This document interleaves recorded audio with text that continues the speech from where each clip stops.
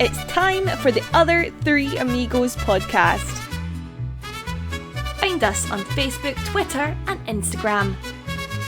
On this week's episode of the Other Three Amigos podcast, Decky makes an ass out of himself. Santa Claus is coming to town. We discuss the Jamie Hamill departure and who might fill his shoes. We ask if other clubs might be increasing ticket prices. We then head to the mailbag before I get kicked out of the office, and I'm not really sure what happens after that. All of this and more on this week's episode of the Other Three Amigos podcast. Welcome to Season 5, Episode 9, Episode 262 of your international multi-award winning podcast. Throw us a 5-star rating, whatever podcast platform you're listening in on. Dan Casey here, and I'm joined by my other three amigos tonight. They are Wayne Mullins, Declan McCormick, and our chairman, Declan Carey. Why not join us on Patreon? Patreon.com/TOTAP.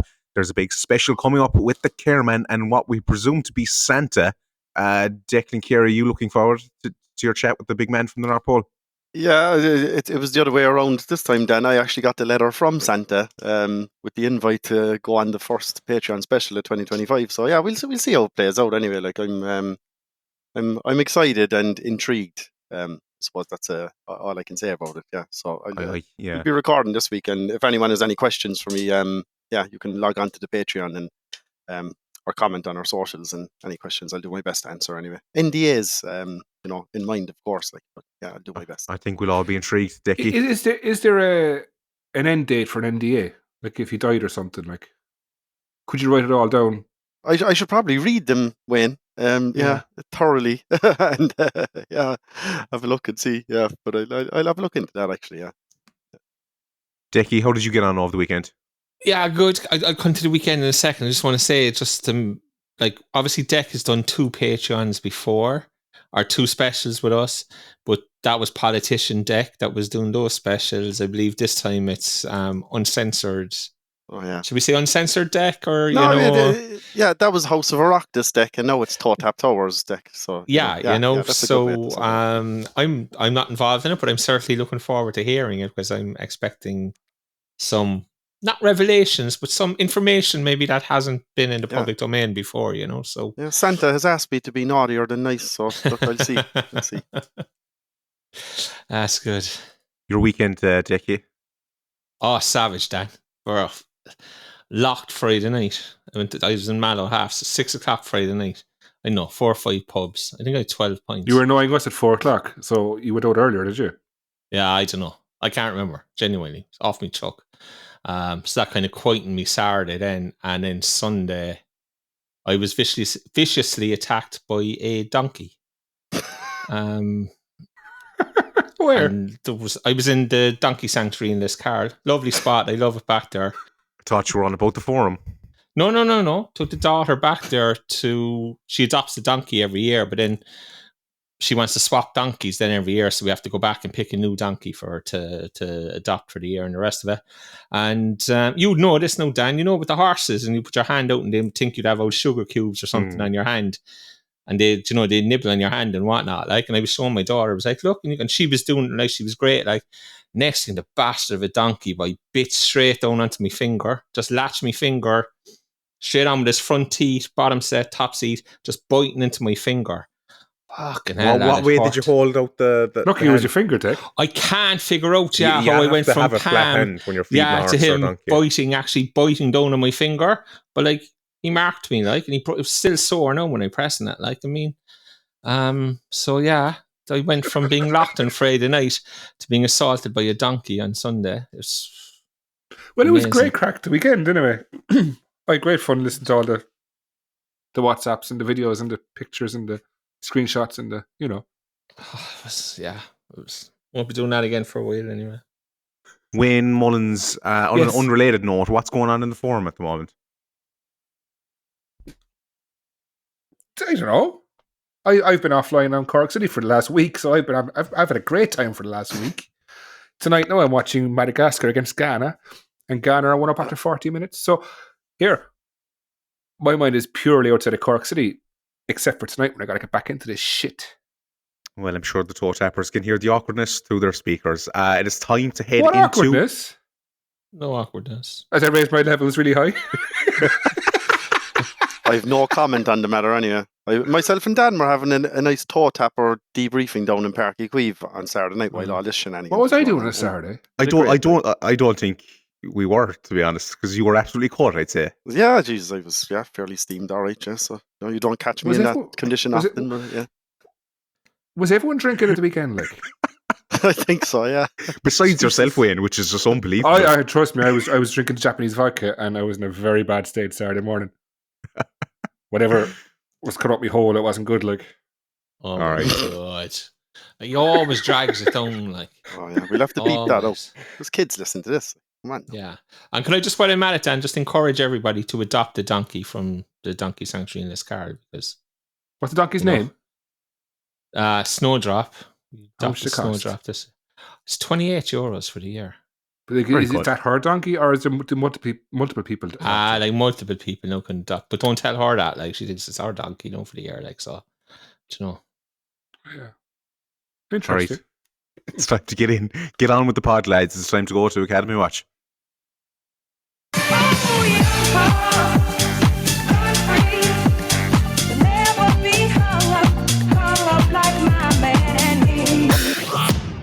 Lads, can I just say, any views I have here are my personal views. They're not that of TOTAP or any supporter organisation that I'm aware of. And anything I say is not an endorsement, just to let you know. Thanks. What could be the possible theoretical support? No, I'm just saying it. I'm just saying it because I don't want to be labelled as the same line as Declan McCormack. Okay, I'm just saying it. Can you see the donkey's teeth mark there on my finger? You see that? No. Bastard of a donkey. Anyway, the under-20s had a 1-1 draw with Queenstown. Matthew Murray with the City goal there. Under-17s beat Queenstown 5-2. Dylan O'Connell and Charlie Hanover with braces. Killian Murphy also got himself on the score sheet.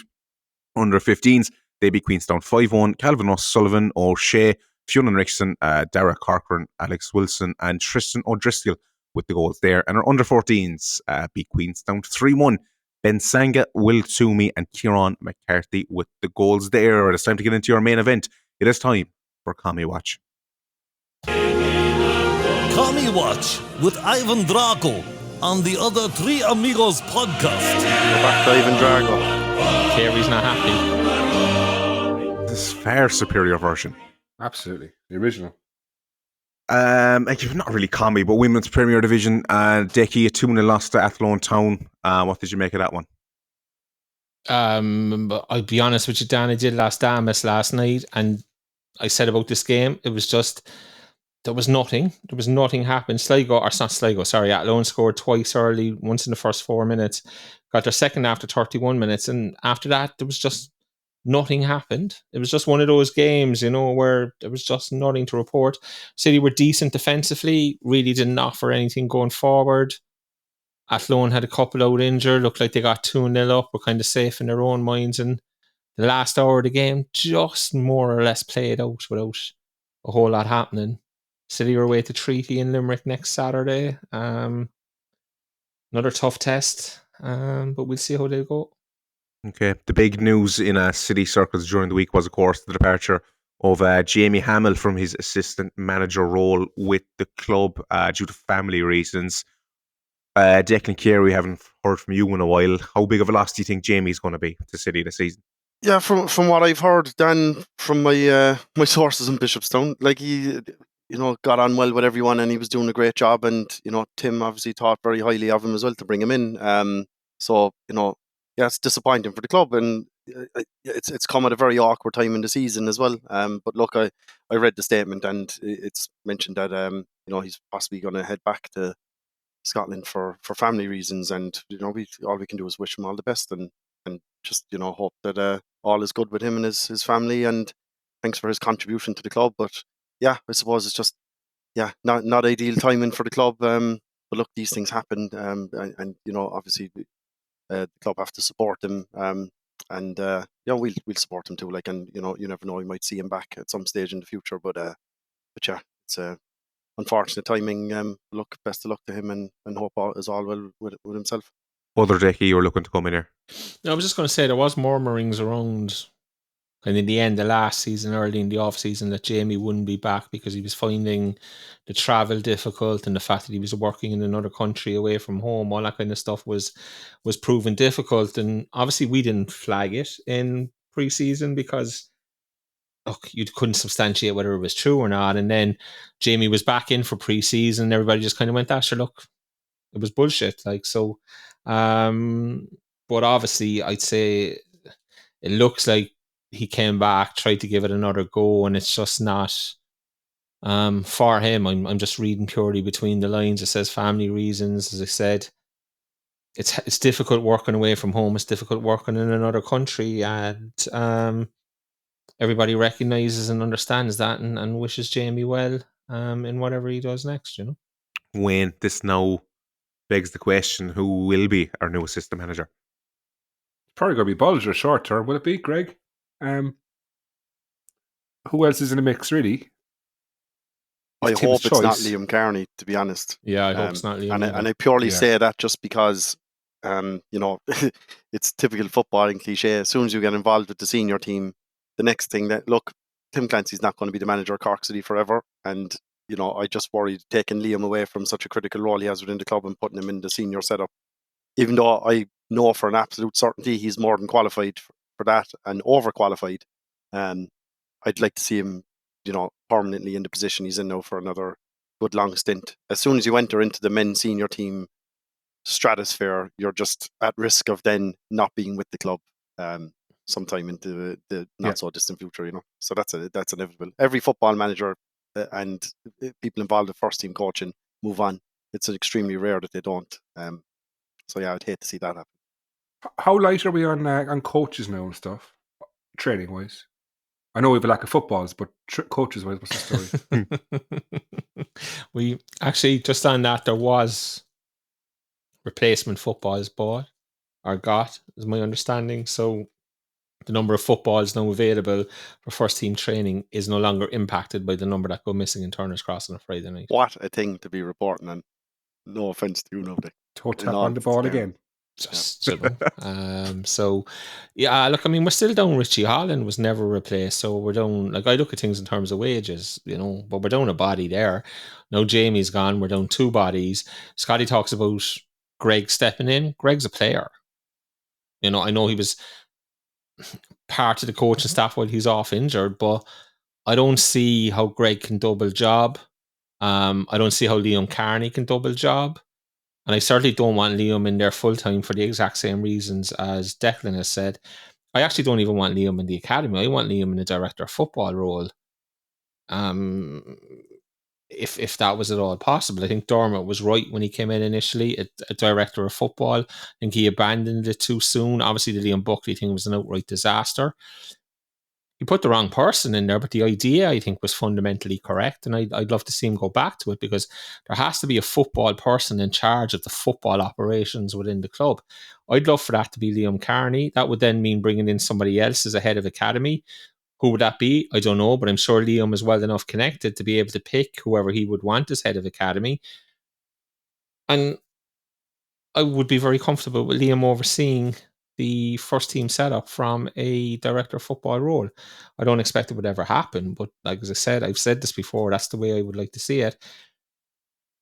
Tim will have to find us a new assistant manager, and that's going to be difficult enough for him as well, I would imagine. Obviously, he trusted Jamie. He knew Jamie. He brought Jamie from Scotland with him. Now he's got a big decision to make on who he gets in to fill the role. Does somebody step up from within the club? Maybe so. How about Derek Collin? Derek's with the women's under 17s. I think Derek's happy where he is. He also doesn't have any experience in the men's game. He doesn't know Tim Clancy. Tim isn't going to go for somebody that he doesn't know or doesn't have a relationship or doesn't trust, I'd imagine. So I couldn't see that happening. I think it would be somebody, has to be somebody that Tim is comfortable with and knows, and we'll see. But as I said, if people start double jobbing and there's wages saved, I'll just lose the plot again. Like, you know, I really will. But we'll see what happens over the next month. I heard you're going in with him, Decky. Someone he trusts, someone he likes. So many goes for points, but all the time. I heard that. Somebody speaks to down in Queenstown. You know, yeah, definitely it's hard. Declan Carey, who do you think it will be? If you were, or to make a good guess. Oh God, put me on the spot. I begrudgingly, I think it's going to be Greg Balder will probably step up in the short term. I think. Yeah. Okay. I hope not, though. Just because, but look, if it's the right thing for the club How short term is short term? Is it the next few weeks or is it till the end of the season? you'd probably be talking like at least until he's back fully fit playing games, which could be 2 to 4 weeks maybe we'll say. And yeah, but I wouldn't like to see it going on. He's such an important player. I don't think it would be right to have him as the assistant manager for the rest of the season, or at least until the summer. I think we've too many important games coming up now, and he's such a crucial player for us, and he doesn't need that headache on top of trying to carry the lads as well in midfield. I got word from someone today. Again, I don't know how true this is. It could be absolute bull, whatever. But that someone from Cork City was at an FAI workshop and they asked that other clubs would increase their season ticket pricing. Now, if true, Wayne Mullins, what do you think about that? So someone from Cork City was at an event at the FAI and they were canvassing. Is that the word to use? Is that right? I guess you could. For other clubs it's true. There's a word for that. I try to think what the word is. It'll come to know again, like in about 20 minutes. There's a word. That's strange, isn't it? It's a bit of a weird one. Decky, what are your thoughts on What's it? the word for that? I don't really have any, to be honest with you, because look, it makes some sense. Obviously, when you step back and you look at it, it would make sense for Cork City to be pushing for other clubs to up their season ticket prices, or say the most expensive tickets. So they argue that value and the game isn't valued, so therefore it would make sense for them to be asking other clubs. I think in numerous industries this kind of conversations happen the whole time. I don't think it's a shock or a surprise. I think what's a shock or a surprise is that we've been told that it's been happening, So yeah, we just have to wait and see, but it's going to be interesting to see what clubs come with in terms of ticket pricing next year. Definitely will be very interesting. All right. Well, we have no game to review this week, so I think we're going to get straight into the mailbag. But I think naturally it has been renamed to the Mbengbag. I think that's Mbengbag. Mbengbag. He has gutsy looks. He has gutsy style. He is a bowler at the back. He has got a big bag, and it is magnifique. It's Mbengbag, baby. Richie asks, what's Tim's favourite tipple, Decky? Is he a lagerman or one for the stout? How are we at the point where I'm getting questions about what Tim likes to drink? Why do you think? I genuinely, I have no idea. Stout is very popular these days, though, isn't it? There's a reason everyone's trying to shut TOTAP down, Declan, and that's because of you, right? So he doesn't strike me as a Coors Light kind of guy or whatnot. It's I'd imagine. What do we think he drinks, actually? I'd imagine he'd be a strong Guinness and a packet of dry roasted peanuts type of guy. I'd say I'd like another pack of bacon fries, I'd say. Well, that's a guess, I was on the Murphy's and the cheese and onion at the weekend. It's a hard combo to defeat. I reckon, especially since he moved to Cork. If he tries Murphy's, he'll move off the Guinness deck. I reckon, absolutely. Yes, Guinness is far superior pint. Beamish is far superior for both of those drinks. No, Liffey water. Could someone ask him, or anytime anyone who listens to this talk sees Tim Clancy, just ask him what he drinks? Be interesting. Just for Carey, if you had to build a team to win the LOI out of WWE superstars, who are you going with? Oh, Jesus Christ. I'd go Jacob Fatu on goal anyway. Centre mid, then I'd have CM Punk. And up front, then I'd have Roman Reigns and Cody Rhodes. 24. Yeah, I don't think the lads could suffer me listing out 11. They could have. Jeez. You'd have to sprinkle in, I suppose, LA Knight and Logan Paul, even. Jeez, you could throw him in there just for a bit of pizzazz, like. Hang on. Logan Paul, the YouTube fella. Yeah, he's a He's a former wrestler. United States champion, yeah. In the WWF, whatever it's called. Yeah, he is. Yeah. Since He's when? multi-faceted, talented guy, that fella. He's boxer, entertainer, YouTuber. I would not associate the word talent and Logan Paul anywhere you should see him in a WWE ring. I beg to differ. Yeah. I suppose you throw in Rey Mysterio then left back. He might be a great actor, who knows? I'm just saying. I won't ever see him in a WWE ring, so that's fair enough. We stick to the football, please, Daniel. Rory O'Sullivan asks, what's Decky's favourite hangover cure? What's my favourite Thankfully, I don't really get hangovers, but I did have one on Saturday morning for the first time in a long time. There's no cure. You just kind of got a nap is actually the best cure. I always found you just got you can get back and get up, have something to eat, and if you're allowed, if you're able to, in the situation, to crawl back into the lab for a couple of hours, I think that's always the best. Wayne, what's your tip? Top tip for the TOTAPers? I don't get them because I have a sleep apnea machine, so I actually don't get hangovers. I'd be tired, but you don't get them from those machines because you're constantly getting air in oxygen and stuff coming through. So if someone doesn't want hangovers, just get a sleep apnea machine. It's an expensive way to cure a hangover, but yeah, 100%. It's probably worth it long term. If you snore, it's worth getting. Well, not to get into a whole sleep apnea, but if you snore, it'll save your ticker when you're older, big time. Mine on Sunday, and I put this to practice, was 2 sausages and white bread and a can of Club Rock Shandy. Saved my life on Sunday. My God. The corner bag says, Mark Canham interview today, a day late and $1 short. Decky, obviously going to go to you here. I've only seen bits and pieces there springing on my social media feed before we started. I saw him speak about Colin Healy, about, he was apologising for no human being and no man should be left feeling that way, that kind of stuff. Then he turned around and he said, but we stand by the footballing decision we made. And Colin Healy's issue was never with, you made me feel bad as a man or you made me feel bad as a person. Colin Healy's issue was, ye told me that I was going to have a job and then he didn't follow through.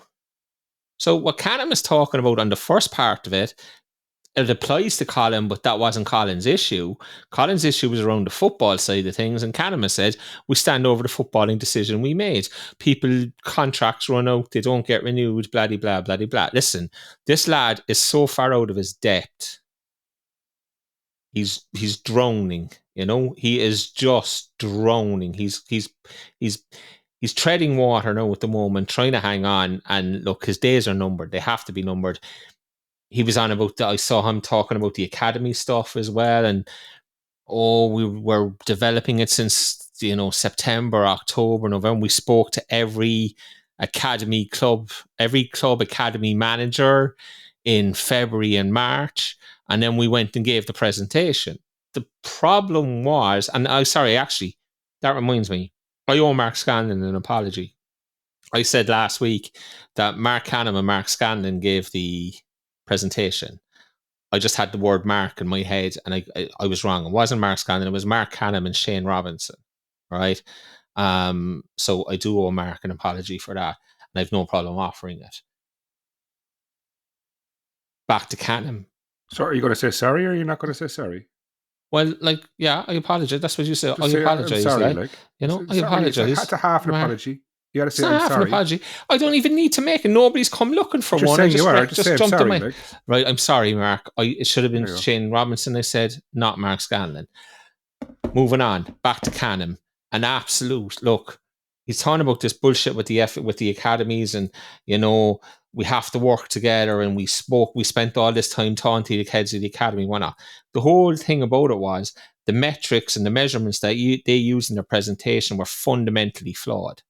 Absolutely fundamentally flawed. The clubs aren't going to buy into it. The government aren't going to fund it. I know Canham's been sent out to speak to Off the Ball, who gave him a nice, softly, I think it's Nathan Murphy's your man's name, is it? Thing. Do you know what the FAI should do? Send him down here to us and I'll do a Patreon with him. and we won't charge anybody to listen to it.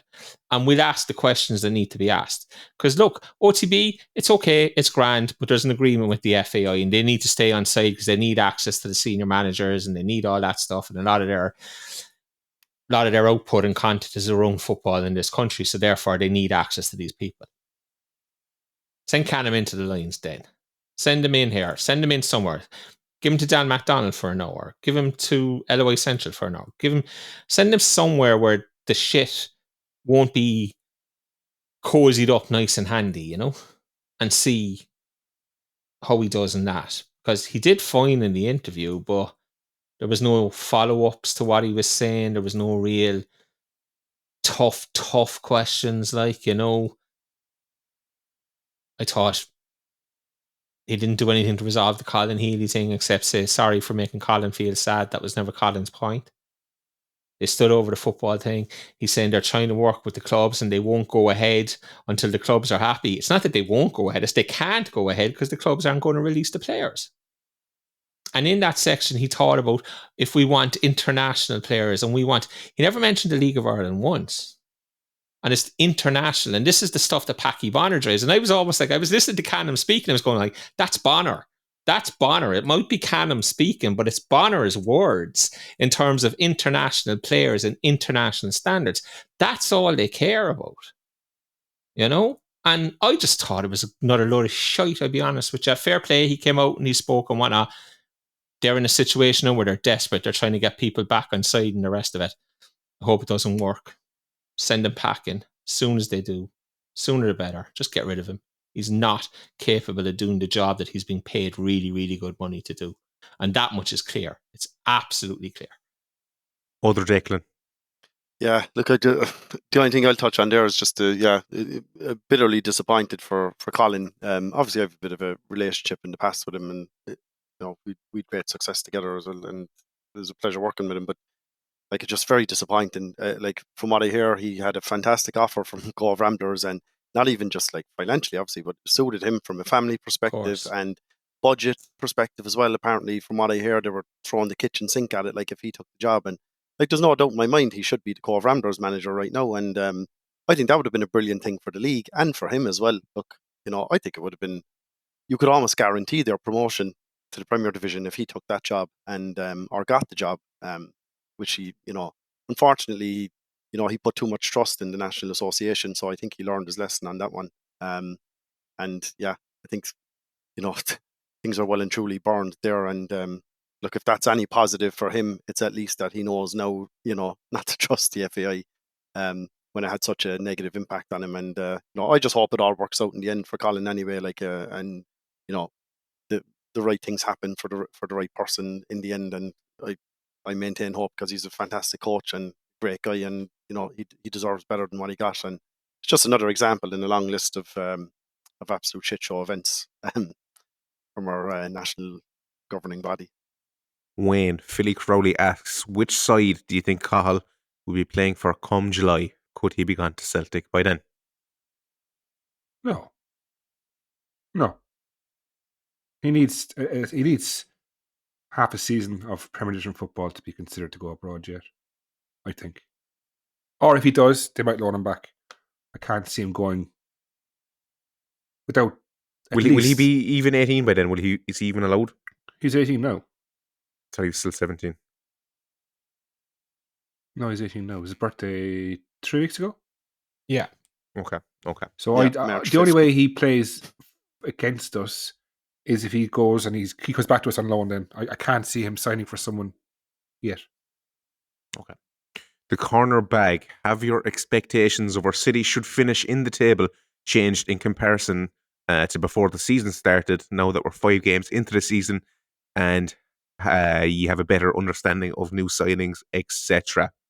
Declan Carey going to go to you first here on this one. I'm going to go more nervously towards still maintaining my prediction of 6th. And I think all that's down to really how long Shawnee is out for, to be honest. The sooner he gets back, the more my confidence will improve again. But I'm going to nervously maintain my 6th position. I've seen us perform even well without Shawnee, to the point where I think we've been unlucky in games, and genuinely unlucky, not the plucky, naive newly promoted side lost or dropped 2 points, or should have won the game but they didn't. I think we've been genuinely hard done by in some games where we should have picked up more points. And yeah, I think I'm still open and confident enough we'll get 6th, but it's dwindling the longer that we still have that uncertainty around Shawnee's injury. I'm still sticking with my 8th. I don't know, I just have a funny feeling injuries are going to catch us out a few times this season. It won't be just the once off. And maybe people think it is at the moment. Wayne, has your expectations changed from it's was it winning the league? It's a very poor league this season, and there's a lot of players in this league are tied up to big contracts who are useless, especially up in Derry. So they're going to be paying a lot of money to get rid of players, and will they be able to afford to bring new ones in? I don't know. The worry is the midfield, again, like it always is. When the players leave, or if they leave. I was watching, do you know this, what do I call her? Baller League that's on? Yeah. Rubbish thing that's for the YouTubers, but each team has an ex-footballer or a professional footballer. There's a guy, Josh Harrop, playing for one of them, and he was at Chesterfield last season, and he's on a free transfer, and he was quite decent for a few years. He's only 28. And he's the kind of player we could look at and get him on trial or something, I just saw his name and I was like, geez, he was quite good a few years ago. I believe he was at Preston, I believe. And I see Henry Ochieng, former Cork City players in that as well. Did I dream Jordan this? Ibe, remember him, Liverpool? He's there too. Yeah. All these players are like, they're probably past it, but worth a trial? I don't know. Decky, has your expectation changed from the start of the season till now? Nope. I would have taken 8th at the start of the season. I would bite your 2 hands off now for 8th. And I would be stunned if there was anybody at Cork City who wouldn't bite your hand off if you told them no, they were going to finish 8th. That's shocking. Stop. Ridiculous. Okay. Henry Ochieng is in this. He was He is in it, drafted by a team called United. They won Baller 7-2. League draft. Best of luck to him. Nice fella, him actually. They're managed by the Angry Ginge, whoever he is. Who's apparently some YouTube fella. Who knows? This is a new era of football, lads. This is a new era of life when YouTubers and Twitchers are the stars of the show. It's mental stuff. Wait, on the 8th thing, if like injuries are going to kill us, I don't think it's going to be now. Like we're so threadbare. I think it's very realistic. A wise man once said, "Let's get to the transfer window," and other good players will be gone. 2/3 of the season will be gone by then. Ish, am I right in saying 2/3? Yeah, but look, what we have. Okay, we hammered the club last 2 years when the transfer window was shite. We hammered. Every week we bang, bang, bang. We're hammering them on the door of them. They've done well this season, so that makes me think. Look, maybe we've learned. Maybe we're learning. Maybe we've plans in place. So I'm going to give them the benefit of the doubt. So I still think we need to go for mid-table minimum. Yeah, like I think with Shawnee and Keats coming last year, and that's 2 decent windows, Wayne, I'd say. And it was a bit of a nervous, as we got closer to the start of the season. To be fair, Shawnee and Keats were always coming home. Let's not pretend that this was a massive deal we brokered with agents in the UK. They were coming home. May have taken another 6 months, who knows, but they were coming home. What we have done this season with Chipston and Anderson, 10 out of 10, gotta say, so. Decky, you look like you were going to come in there. No, I was just going to make the same point, and I know it's the negative side of it. The season's Drogheda on Friday night is coming. We'll talk about that in a minute. Wayne says we've done better, and we've done better. Currently, as the league table sits, we're 8th on the same number of points as Bows, who are 9th, and 2 points ahead of Sligo. Game in hand. Game in hand away to Shamrock Rovers, yeah. On a Monday night, a random Monday night. I presume we're going to get to that as well. But I just say it's on a precipice. It can go either way very, very quickly. Hopefully it goes our way, but I would take the drama out of it. If you gave me 8th, I would take it. You've dropped this word the last 3 pods and no one's brought you up on it. What's that? Precipice. You're dying for us to ask you what it is, so tell us, what is it? I'm not telling you, it's just a word. It's on the cusp. On the cusp, on the edge, on the precipice. I do love the little hand thing he has to do when he says it, though. Yeah, I do like that as well. Nothing sacred anymore. Nothing sacred anymore. Come on, we move on to Monday night shit and Tala or whatever. Go on. So since you wanted to talk about that one anyway, yeah, we're on the precipice of talking about our rescheduled game up in Tala. Decky, go on, just you have the floor, like. There's no floor. It was just like, but no matter when they said it for, it was never going to suit us. It's just amazing that, you know, we go Friday, Monday, back-to-back weekends. We go to Dublin on the Monday night. We have Pats at home on the Friday. We're away to Shams on the, I think it's Pats at home on the Friday, isn't it? Away to Shams on the Monday night. Back, obviously, early Tuesday morning. Tuesday then just becomes recovery. I guess Wednesday is off. Then you get one training session on Thursday. You're back on the road on Friday to go away to play Bows. You're back in on Saturday morning for recovery. You probably get one training session in on Sunday, and you have a massive Munster derby on the Monday against Waterford, which becomes the fourth game in 10 days. And, you know, really suits Waterford. And in the same time period, Shamrock Rovers have 4 games. 3 of them are in Tal, and the away game is away in Inchicore. It's 25 minutes over the road. People say, oh, they're moaning again and they're complaining again. But, like, this is the shit we have to complain about. It's the stuff we have to complain about. We get screwed every single time for 40 years and more. We get screwed. And nobody says a word. I just go, what can you do? So you have to play it sometimes. Sure, look, we have to play it. Oh yeah. Didn't play it on a Monday night after Shamrock Rovers were away in Derry, though, did we? Or after Shamrock Rovers were away in Waterford, and they have another game on the following, or another away game on the following Friday. No, it's played in the midst of 4 games, where Shamrock Rovers are in Tala for 3 of those, and their away trip is in Inchicore. Come on, Dan. Don't tell me we haven't come out the wrong side of this in a big, big way. I won't tell you. Declan Carey, you look like you're going to say something important. Yeah, I'll echo my namesake. Like, yeah, absolute usual bullshit again, as always. And I've no doubt Shamrock Rovers got the ideal Monday night that they asked for, and yeah, no doubt about it. And you know, I actually think we probably did put up a fight on this one as a club, just because of like what Tim Clancy said about, like, you know, he'd be so angry if it was sandwiched in on an awkward Monday, and he probably backed himself into a corner because he said, oh, as long as we're not away to Shamrock Rovers after being away to Derry on the Friday night. And then it was probably the next worst thing after that. Like, come off the stage. Yeah. Usual shite. But look, yeah, same as what Deck said. Yeah, same old Cork City always complaining, and it's where we're situated in the country. You know, every away trip is awkward, and yeah, no, it's just not happy with it at all. And yeah, I think that could be a critical point in our season, the precipice, as we might say. Dickie, you're looking to come back in there. No, I just wanted to re-emphasize the fact that it's not just the away, it's not just the game and the 2 Monday nights, or the 2 games on a Monday. It's the knock-on effect, the training days that you lose because you have to readjust your week because you're back late on a Tuesday morning and this kind of stuff, you know. So they go, oh, sure, it's just a game and it's just on the Monday night. Yeah, but you lose the Tuesday. Yeah, and just because you're only doing a recovery session on the Tuesday morning. Then the lads are entitled to their day off, which is probably on a Wednesday or whatnot. So then you get one training session in before the Bows game.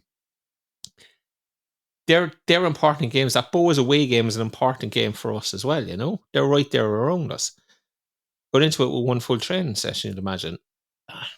Those things hurt. They add up over time. And like the standard contracts set by PFAI, you're extremely limited then on anything at all. Like, this might sound like a silly thing, but even like those days are going to be so consumed with match day travel, recovery days, that there isn't a hope in hell there'll be anything penciled in around like marketing activity with the players or anything at all like that, or school visits or anything even remotely possible, because, and rightfully so, the players' times are completely swallowed up with travel, more travel, recovery days, maximum training sessions. I'm sure that, you know, the players aren't happy with it either. Like, obviously, you know, they'd rather a more consistent schedule and not be shoehorned into this. Like, it's a nightmare. Absolute nightmare. But look, we'll see what transpires. We'll be interested to see Tim's reaction, I guess, in the press conference this week. I hope someone asks him. If anyone in that room on Wednesday is asking Tim the questions. Just please ask him this and try to get an answer out of him. Like, don't ask him a simple yes or no answer as well. No, don't leave it open-ended. Please study your questioning style and then ask him the question we want to hear answered. Jack Kelleher comes in and says, do you think Milan Mbengbag has the potential to be a bigger TOTAP legend than Liam Bosson Wayne? Ooh, yes. Yeah, I can't The see most us all wanting to difficult fly out question to he was Cameroon ever- for a game, like. But yeah, I think yes. I think I he's never already saw big. him. He's already bigger. He looks so, you just got so taken aback by the question. Like, it's unbelievable. Jeez. Very briefly, Ian Crowley says last week Declan Carey hinted at there being a development on a new training base. Any more on this? No, I just pretty much repeated the same hint that was given out by the club then. Yeah, so apparently a couple of weeks ago there was murmurs from our ownership that there might be news on a long-term training facility sometime soon. So whatever soon means, we'd hope maybe by the summer we might hear something. If not, then maybe in the next interview or something like that with the club owners, we find out a bit more about it and what was meant. He follows up and says, also, do Forest Trust still own the kit van technically, or has all ownership transferred over to Usher and Co? No, all ownership of assets and everything like that was transferred over. Assets and liabilities, more importantly. So definitely more liabilities than assets for sure. But yeah. Was that van not owned by Finbar Motors or Finbar? No, that changed umpteen times when Okay. it depended on who the club's car provider was, Johnson and Barrett, and Okay. Mbengbag Alvin. Yeah, it changed down the years as well. So that's All right. That concludes the first half TOTAP. We'll come back to us in the second half where I will not be there because I'm getting hunted out of my own job because the offices are closing up. Oh, Christ. Adios, Dad. How's this award winning anyway? Adios. Good luck. Do you sometimes walk into a room and forget why you came in? Yes. Forget people's names or birthdays? Yes. Have you ever done something then immediately had no recollection of it? Yes. Then you need Amnesia Magazine. If you only remember one thing this week, make it Amnesia Magazine. Do you sometimes walk into a room and forget why you came in? Yes. Forget people's names or birthdays? Yes. Have you ever done something then immediately had no recollection of it? Yes. Then you need Amnesia Magazine. If you only remember one thing this week, make it Amnesia Magazine. Welcome back, toe tappers, and in an emergency evacuation of Dan's workplace, Dan has had to leave. Can we say where he's going? Can we put that out Of course there? we can, because it won't be out in Yeah. time. Yeah, Yeah. my Dan's face going, is turning green with envy here now as you speak. Like, Dan's going for points with Sheamus, who was some fiend off the WWE some track that fiend, Decky to be into former there. WWE and multiple-time world champion. Like, come on, the pride of Ireland. No, And he he'd have is a to be- Bows fan, like, but we leave him Yeah. off for that. We give So- him a pass. Dan's Friends of the going for pod. points with him. So Dan normally does the podcast from home, but he said he'd do it in the office tonight. And then security were going around throwing Dan out because they wanted to lock up the offices. And Dad didn't know they were going to be locking it up. So, Dan has bailed on us to go drink pints with Sheamus. I'd say he just got the text off Sheamus that he was waiting in grave. Maybe that was diggers it. with him, and Maybe that he's was it. bombing it over now. So it falls to me to take us through the second half with the two lads. Guys, thankfully enough, we're through the mailbag. It's just a Drogheda preview we have to look at. Scotty, I'm going to start with you because I think you're going to be one of the large group of Cork City supporters whose attitude to this game is going to be Drogheda. We always beat Drogheda. They sleep with their sisters and just go out and beat them. It's just Drogheda. absolutely. You've literally just given my whole spiel in a synopsis. Fair play. We're going to beat them. Of course we are. It's Drogheda United. Like this isn't Drogheda of 2007. Is Yeah. that who it is? Yeah. Yeah. Like they've had a lucky start. They've won a few games, but I think we're going to I think we're going to beat them 2 or 3-0 handy. I really do. I think that we are a team at the minute who we found we kind of fell into a formation last week. Now I know we can't play the same formation because Charlie is out suspended, right? But I think we've a style of play this year that we never really had in the last few years, and I think that comfortably we're going to beat them. Declan, Scotty thinks we're going to beat them comfortably. Drogheda have yet to concede a goal away from home. They have the best defensive record in the division, having only conceded 3 in total. 2 of those were in the last game against Shamrock Rovers. They deserve a bit more respect, surely, than we're going to beat them comfortably, don't they? Yeah, I think they deserve a bit more respect than that. Like, Drogheda. I mean, on a footballing sense, it feels of course, wrong. right? Everything other than that, absolutely not. But yeah, like in terms of like them coming down here on Friday and us just running them over, like I don't think that's realistic. I think we can beat them and we can outwork them, and I think Tim can put the right system in place so that we can get the 3 points. I'm confident enough of that, but I just don't think it's like on paper when you look at this and think, yeah, they're in a false position in the league. They're coming down here, we're going to batter them. I don't think that's the case. I think they've obviously got, a well-drilled system in place for when they're playing away from home. They haven't conceded a deck, as you said. I think they've scored 7 goals as well. Not too shabby for a potential relegation candidate, we would have thought at the start of the season. But look, it's obvious that they've taken the confidence from the cup win, and similar to maybe what we did in 2016. And no, it's it's not. The top scorer has 1 goal. There's 7 players on 1 goal, right? That to me doesn't. How am I going to phrase this? There's no one consistent enough with 2 or 3. Do you know what I mean? Like, I'm trying hard to explain this part. I know what you're saying, but I would twist no it one around. standing out. I would maybe argue that when it's good to spread the goals amongst the team, especially when a player like Douglas James Taylor is out injured and hasn't played yet this season, But like when you get one player scoring, it's like I compare it with a motorsport race, right? When there's a different winner every race. Like say the first 7 races, there's a different winner.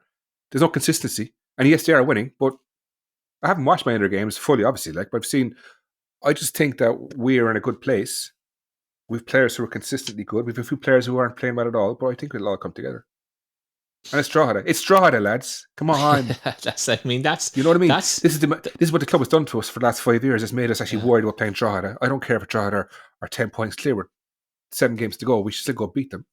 Like you are what I strive to be, Wayne, to be honest, in terms of my outlook on Cork City games, and like just seeing the name on paper and think, Jesus, Cork City can't be losing to this team. Like, come on, But it goes back to the 90s, 2000s, where we were always in the top 3 or 4, and these teams were nothing. Dundalk were okay. They were never like honest. I just don't understand it. We're Cork City, yeah, you're right. That's the mentality we should be breeding throughout the club, but sometimes look, you just have to take it game by game, and I don't think Tim will be naive enough to think that we're gonna just blow him out of the water on Friday, especially with Shawnee out. I don't know if Bolger's going to be back. I doubt it. And there's rumours Cahill might be back in the squad. Is Dyke still a lot of our lively players and potential goal scorers and goal creators are not in the team. We haven't banged, so that is true. Question, guys. We're 6 games in now, and I always feel after 6 games is kind of a point where you can start to statistically look at teams and look at the league and say, okay, you're getting a statistical feel for how teams are playing and whatnot, right? So with that in mind, my numbers say that in the first 6 games of the season, Drogheda have had the lowest average possession, averaging just 32.17% of possession in the 6 games that they've played. They also have the lowest number of shots per game at 10.3 shots per game. Both those numbers are really, really low. It indicates Deck, and we would know it without having stats to back it up anyway. They're going to come down, sit in, allow us to have the ball, try and catch us on the break. And they went to Shelbourne, they were really, really defensive. They went to Pats and they were really, really defensive.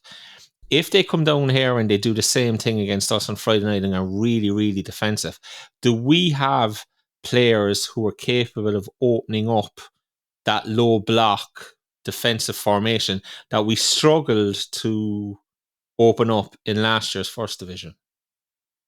Exactly, Decky. I agree with you. I think that's why I think it will be tight. I think we'll have enough, just that we'll outwork them. I think just based on what I saw against Shells, I think we'll work harder than Drogheda, and I think that'll be enough to get us over the line. To Wayne's point, I don't think they have like a consistent goal threat, so that will play in our favour as well potentially. But yeah, without those exciting players like Shawnee, Cahill, Dykesteele, or playmaker missing then in the middle of the park potentially as well, it's hard to not be pessimistic. But I'm sure everyone listening to this like, geez, how can the lads not? We should be beating Drogheda at home. It's a critical game, but like I think we just have to take where we are in terms of squad depth, and as Dan said earlier, we are a bit threadbare at the moment, and it's going to be trickier than we think. But I'm still hopeful that we'll get the 3 points at home. Scotty, you're looking to come in there? In 2023, you're on with possession. Their total possession percentage in 2023 was 41%. In 2024, it was 38%. And now you're saying it's 32%. You can't win titles or be at the top end with just defensive base. Like the difference in us and last year is we've got top strikers now, worse defenders. But I was still convinced we're going to do better. You can win a game with good goal scorers. You can't win a game with no goal scorers. If you're just going to play your game with little possession and just trying to hit them on the break, it's just not going to work. So that's why it's Drogheda. Look, that's my reason. It's Drogheda, okay? But just to that point, Scott, so far it has been working for them, and only for a penalty miss in, what was it, the 94th minute in their last game against Shamrock Rovers, they'd have another point on the board, and obviously Shane Farrell misses that penalty.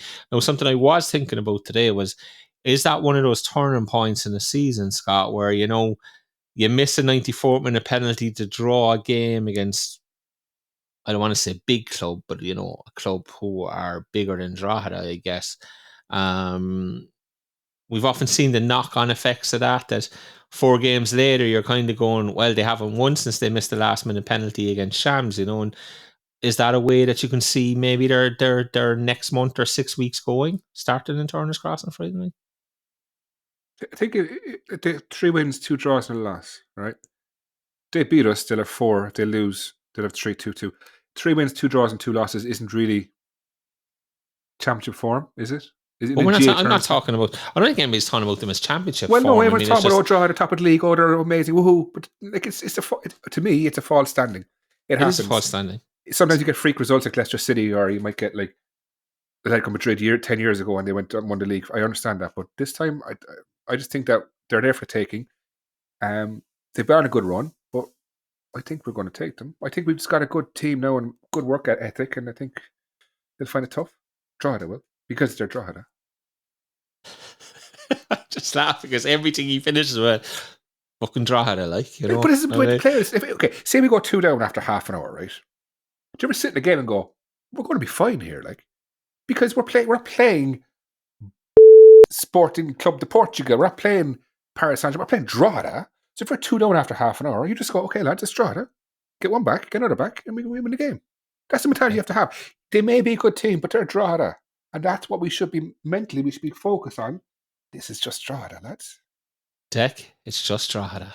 Yeah, look, I've as I said earlier, Deck, I can see the point he's trying to make, like, and he wants us to be where we should be as a club, and I think the starters you mean to go on. I think, like, it's not all down to threadbare squad and whatever. That's why I'm saying, like, a lot of this comes back to Tim's tactical nous. I think that like he has over Drogheda and their coaches, and I think he has enough.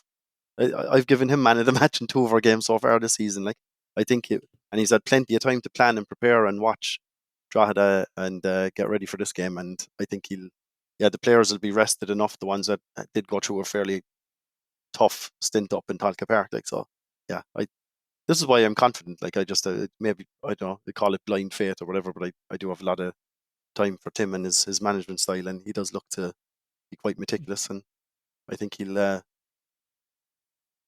pull it out of the bag for us. The only worry I have with them, if there was one, is their manager. I actually rate him quite well, I think, quite high. It's the only part I would go. Drogheda's question mark. manager. Come on. The manager of Drogheda. This is, again, I said it's the only question. If I was standing on a precipice, whatever you call it, precipice, I'd be like, okay, that's the one little issue I'd have. But other than that, it's Drogheda.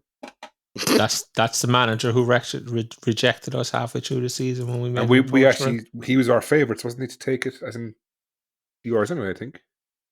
Well, we moved for him after they beat us in the game, and he turned it down. So, what are you going to do? Deck, if Cahill is available and fit, does he start for you, or do you ease him back in an impact subs role? No, I'd start him. Absolutely, yeah. Especially if it catches Drogheda off guard potentially. Like they won't be expecting him to start the game, so I would start him from the beginning, yeah. And if you get the first half out of him, great, and then whip him off then. But yeah, I'd start him.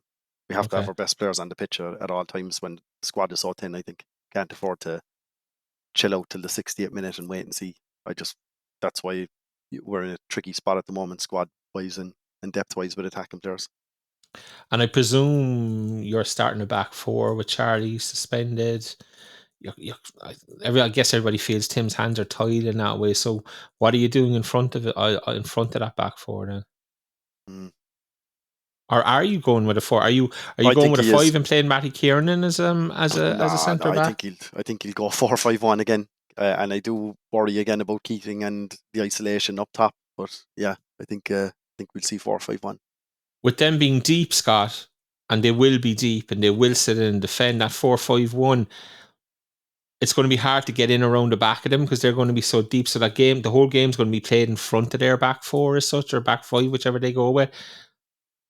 How do you see us breaking that down then? Is it a matter of getting around them and going wide, or do you think we play 4-5-1? We have to do a 4-4-2, based on the fact that we probably need more fellas who can strikers or finishers on the pitch. And who do you think is the second striker? Like Skeeters? It has to be Skeeters. But like, I know you're kind of. But if you are playing on the front foot for the game, which a 4-5-1, you want two men in the box, like, or at least someone like a Barry Coffey kind of player who's coming from deep, who's going to be a box-to-box kind of, arrives late in the box. He was amazing at arriving late. It's all he was good at, really, was arriving late in the box. Something like that, or that doesn't work either because you're on the front foot. I'd be playing 4-4-2. The thing with the 4-4-2 is if you start with the two, you literally don't have another striker on the bench. So you can only go from 4-4-2. And if you're forced to take one of them off through injury or something, or you just want to make it, you're coming back to one up top. Whereas I think the thinking would be if you have Harvey on the bench, you have all your options open. You can go to a two, you can go for a direct swap, you can manipulate things. It probably gives you more options. But again, we come back to the point we should never be in the scenario where a side who wants to play 4-4-2 or wants to play with two men up top only has three strikers on its books. It just doesn't make any sense. The thing is, you don't take Keating off anyway for Skeeters, even if you're one down. You don't. Or you only bring Skeeters on for Keating if you're two down. So the only other option is play one of our wingers behind Keating. Dykesdale. Cahill behind Keating. Could you do that? You could play Cahill. You have to do a 4-2-3-1. If you're doing a 4-5-1, you have to do a two. What do you call that? Fucking double pivot. The double pivot. Yeah. That's it. Up front. Yeah. Well, look, there are options there for Tim. There are options there for him. Give us a prediction, so Deck. So we know what Scotty's prediction is going to be anyway. Yeah, mine's 1-0 Cork City. A late goal. Scotty. 3-1. We go one down and everyone's WhatsApping me, we told you so, and then we go and beat back in 3-1. I love that Scotty just takes no notice of any stats or anything else. Just goes, they've only conceded 3 goals all season, but fuck them, they're Drogheda. We're going to ping them for 3 on Friday night. No bother whatsoever. I admire it. It's where I strive to be. I need another couple of years. That's why I'm so angry all the time, lads. I know. I actually agree with Deck. I had 1-0 City in my head as well. I think they'll be hard to break down, but think we get there eventually. An early goal, if we could get an early goal, it changes everything because they have to come out and would make us interesting. They're also the only team, Drogheda are the only team this season in the division who haven't conceded the first goal in a game.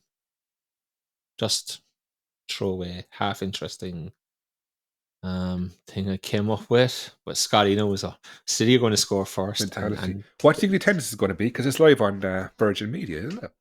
It is on Virgin Media. A lot of people are going to kind of go, oh, it's actually on proper TV. What'll I do? 3,500, I would think.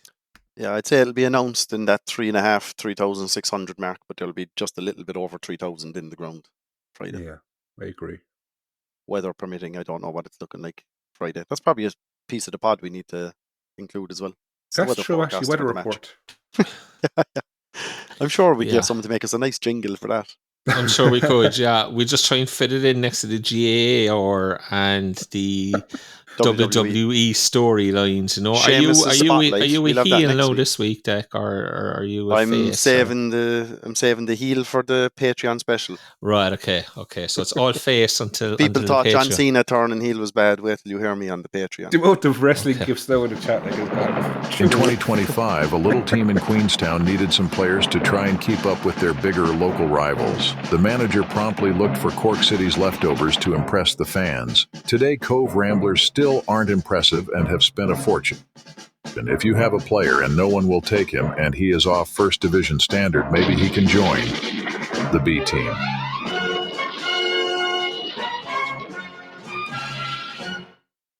Okay, first question. Do we need to stop using that promo, Wayne? Is this wearing tin? No, I just want to hear you explain what happened to Cove, and yeah, let's get into this. Explain what happened. They won 2-0. They beat Athlone 2-0. They scored. Not a good win. Cian Murphy penalty opened the score. Was it a penalty? I think it was a penalty.